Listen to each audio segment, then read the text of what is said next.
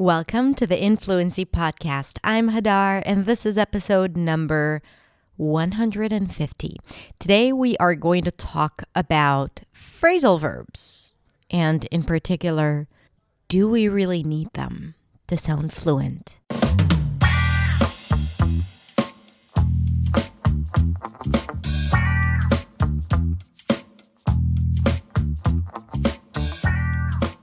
Hey everyone, thank you so much for tuning in. And today we are going to talk about something that I don't usually talk about, even though it's a hot topic in the English learning industry, and that is phrasal verbs.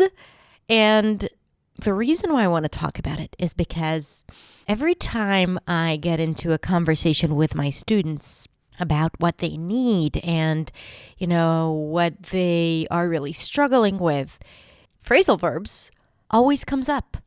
There is this continuous struggle that people experience around phrasal verbs. And there are a lot of methods and systems and lists out there designed to help you understand the system behind phrasal verbs. But there's no system, my friends. Even we try to create this method teaching phrasal verbs through understanding the particles. And I think if we had to choose a system or we had to choose a way to understand phrasal verbs, I think that is the way to do it. We designed it for our private students. So I think it's extremely helpful, but at the same time, it's not the solution for implementing, integrating, assimilating all phrasal verbs. And in today's episode, I'm going to talk about the myth of phrasal verbs and, the common mistakes that people make when trying to learn phrasal verbs. The common mistake, there's usually one big mistake that I'm going to share with you today in today's episode. So I hope you are going to benefit from it and maybe change your perspective. And changing perspective always gives us freedom. I mean, it depends on the change, but if it's a good change, it can allow you more freedom. And hey, freedom is what we're after. If you enjoy listening to this podcast, I would love for you to take a moment and rate and even review the podcast. So rating the podcast is nothing. It's just like clicking on the button and choosing the number of stars you want to give this podcast. But if you have another 30 seconds and you can write a few words about the podcast, I would so appreciate it because it helps people who don't know the podcast understand what this podcast is about and then decide if they want to listen to it or not. So it really helps this podcast get to more people. So if you can help me do that, I would really appreciate it. All right, that's it. So let's listen to what we came here for. Phrasal verbs.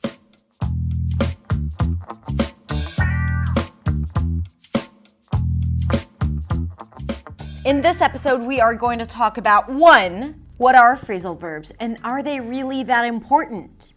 2, what are the consequences of not using phrasal verbs when speaking English? And 3, what is the biggest mistake learners make when learning phrasal verbs? Stay tuned. Now, what are phrasal verbs? A phrasal verb is a combination of 2 or 3 words, usually a verb and a preposition, or a verb and an adverb, or a verb and an adverb and a preposition that create and form an entirely new meaning. For example, take. That's the verb. Take off your clothes. Undress. Take after. Look like someone. Take up. Become interested in something. Now, as you can see, the reason why it's so incredibly confusing is because you're only changing one part of the word, the preposition. Prepositions are, just like those small words that we add in between words, and all of a sudden, changing those parts, changing those prepositions, changes the meaning of the word completely. So this is the first reason why it's so confusing, but also because sometimes a certain phrasal verb might have several different meanings, and all of them are very different from the original verb. Take, take up. Two different words. Now, phrasal verbs are extremely popular in the language, and people use them informally almost all the time.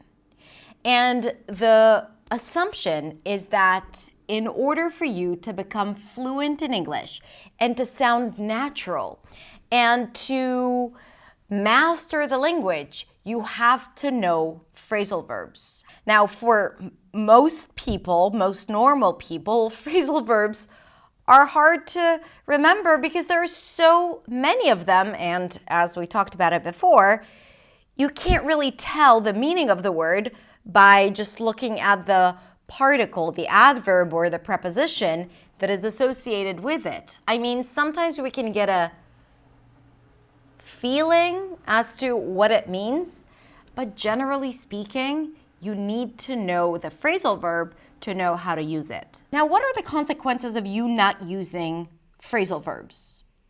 To be honest, nothing's going to happen. And here's why.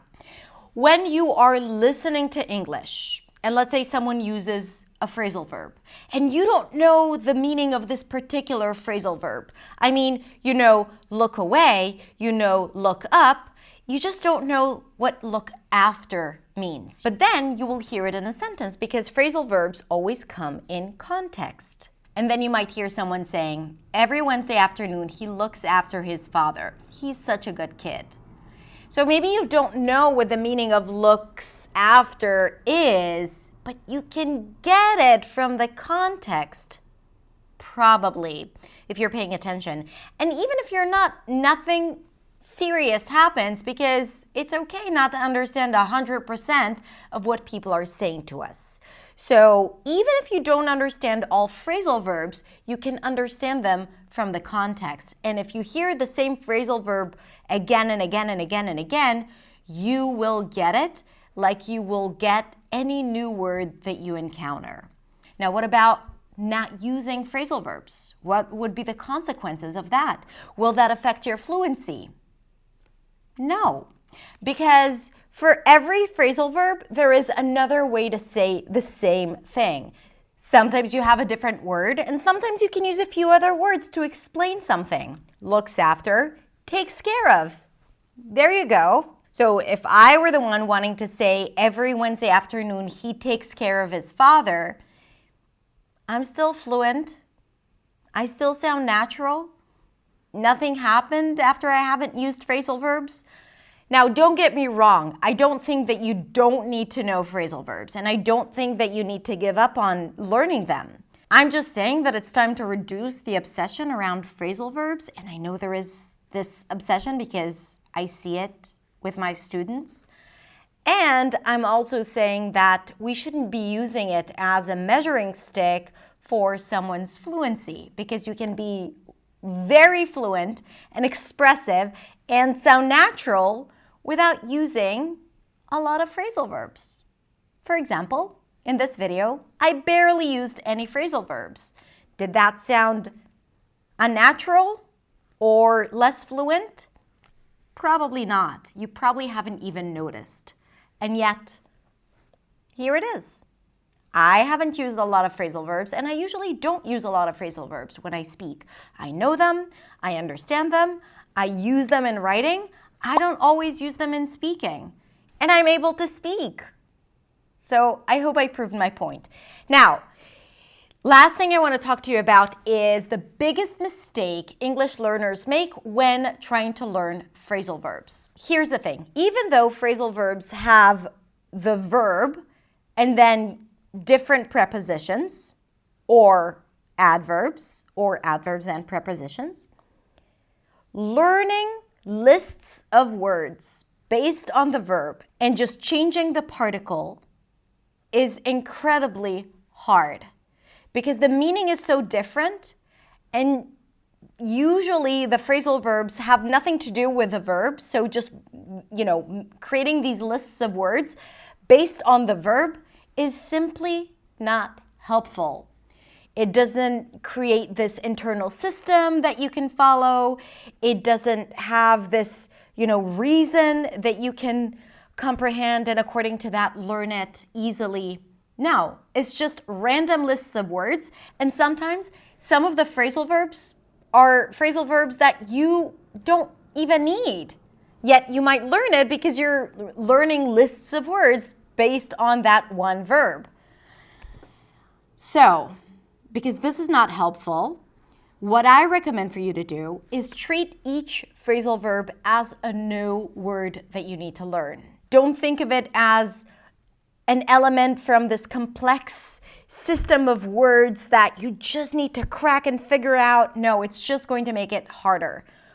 Just treat it as single words that you need to learn and learn only the phrasal verbs that you actually need, not on a certain list that you've found on the internet, okay?